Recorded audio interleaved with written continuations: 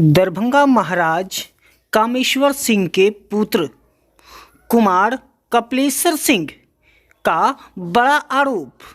दरभंगा में महाराज के bank locker से अरबों की आभूषण की हुई चोरी। जी हां, इस आभूषण को चोरी छुपे गायब किया गया है।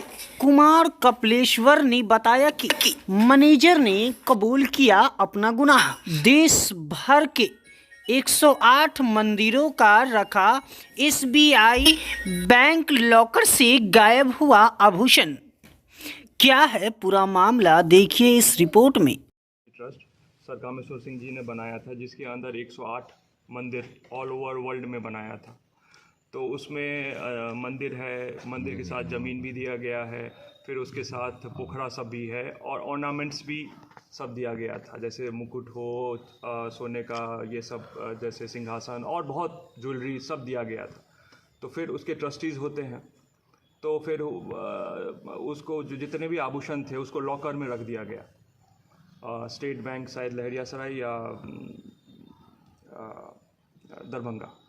तो मैं तो दरभंगा में, मैं तो दिल्ली में था, तो मुझे पता चला जो कोई लॉकर खोला है किसी ने और वो आभूषण निकला है और बेच दिया गया। ये मैनेजर और उदयनाथ झा के द्वारा।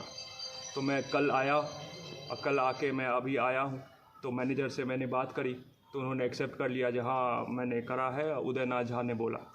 और वो अरबों का ज्वेलरी था और हम लोगों ने फिर FIR मैंने कर दिया। चूँकि मैं राज दरभंगा का वारिस हूँ तो मुझे हक बनता है जो मैं कर सकता हूँ। तो मैंने FIR कर दिया और पुलिस उनको ले गई है, पूछताछ चल रही है। और ये बहुत बड़ा घोटाला है और ये मतलब इसमें CBI इंक्वायरी होना चाहिए, ED इंक्वायरी होना चाहिए, या कौन कौन इसमें लिप्त है सबको, they should go, all should go behind bars. क्योंकि देखिए अभी भारतवर्ष के द्वारा सनातन का धर्म का प्रचार सारे विश्व में लहरा रहा है। रामलला जी फिर से पुनः स्थापना हुई है, हमें बुलाया गया था, मिथिला के रिप्रेजेंट किया था हम लोगों ने, और इतनी अच्छी अभी है। इसमें ऐसा घृणित काम, किसी मतलब भगवान का, राम जी का, कंकाली मंदिर, श्यामा मंदिर, सबका आभूषण का चोरी, मतलब ये तो सोच भी बियॉन्ड इमेजिनेशन है हमारा।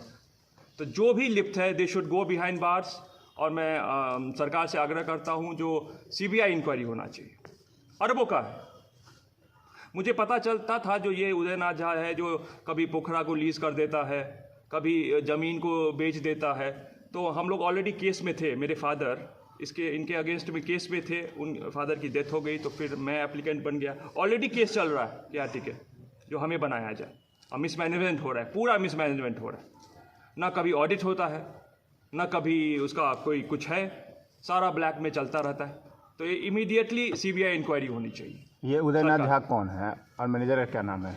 मैनेजर का तो उदयनाथ झा जो है ना, दादी इज़ लाइक मेरी जो दादी है वो 90s से ऊपर हो गई, 97 98 ईयर्स की हो गई। She is suffering from Alzheimer और बहुत ओल्ड है, तो उनके तो बस में कुछ नहीं है।